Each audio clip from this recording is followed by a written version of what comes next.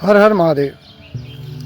कुछ लोगों का कहना ये होता है कि मंत्र हम कर रहे हैं, मंत्र के साथ आगे क्या कर सकते हैं। देखिए, मंत्र के साथ और बहुत सारी चीज़ें होती हैं जो करनी होती हैं, परंतु जो लोग दीक्षा ले चुके हैं मंत्र की कहीं से भी, वो कोई भी गुरु हो सकते हैं। देखिए, परंपरागत तरीके से होना चाहिए। आप चाहे वैष्णव मंत्र जपते हैं, शाक्त मंत्र, शैव, जो भी, उस मंत्र को जब जप करते हैं ना, तो उस जप के साथ एक आदत और बना लो। क्या? हवन की। आप चाहे 100 माला जप करो, चाहे आप 1 माला जप करो, आप कम से कम 108 बार। इसके आगे भी एक प्रोसीजर होता है, उसके बाद भी होता है, और मंत्र से पहले भी होता है, लेकिन जो साधारण तरीके से जो किया जा सकता है, आप हवन 108 बार आहुति ज़रूर दें। अब कई लोग बोलते हैं कि हम फ्लैट में रहते हैं तो कुछ सुविधा ऐसी नहीं है कि हम, चलो उसके लिए भी एक और बढ़िया सी चीज़, जब आप कोई छोटा सा कुंड खरीद लें तांबे का, आजकल बाज़ार में मिलता ही है, बहुत ज़्यादा कुछ नहीं। अगर देखो, something is better than nothing. कुछ नहीं करने से तो अच्छा है कुछ कर लो, कुछ तो कर रहे हो।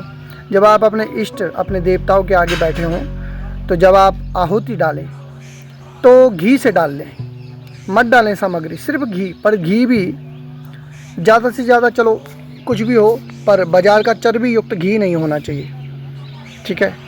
आप शुद्ध घी कहीं से भी प्राप्त करें, अब कैसा भी घी हो, गाय का हो, भैंस का हो, मैं इस पे यही बोलूँगा कि आप चलो दोनों ही इस्तेमाल कर लो, परंतु चर्बी युक्त नहीं होना चाहिए, बाज़ार का जो नकली होता है। 108 बार, जैसे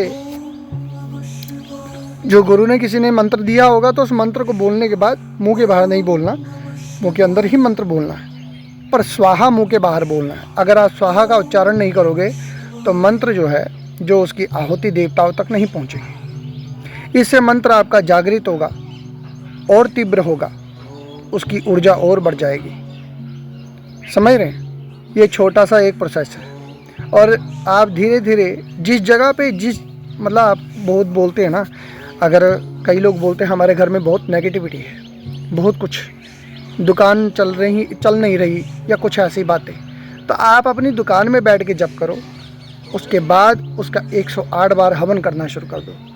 मैं कह रहा हूँ बहुत कुछ नहीं, दूसरों की, मतलब जो बहुत सारी माया जाल आजकल संसार में फैल रखा है, बहुत सारी बातें, तो आप इतना सरल सा और साधारण सा प्रयोग तो कर ही सकते हैं, बहुत आराम मिलेगा। परंतु कुछ नक्षत्रों के आधार पर कुछ पाठ विशेष होते हैं जो ब्राह्मण से ही करवाए जाते हैं, परंतु आप क्या कर सकते हैं साधारण रूप में, यही मैं आपको बता रहा हूँ। तो आप इस प्रकार से काम करना, और जब भी हवन करें तो संकल्प जरूर लें कि मैं आज जप के साथ हवन, ये दोनों का संकल्प ले रहा हूँ। फिर उस हवन का तिलक जरूर अपने पे लगाएं जब उठें, ठीक है ना, और अपना भगवान को समर्पित कर दें, ठीक है ना। जो जप किया आपने, जो हवन किया है, फिर उस जल को भी मस्तक पे लगा लें, तभी पूजन दिया और लिया, मतलब अपने पास कर्म करके रखा नहीं।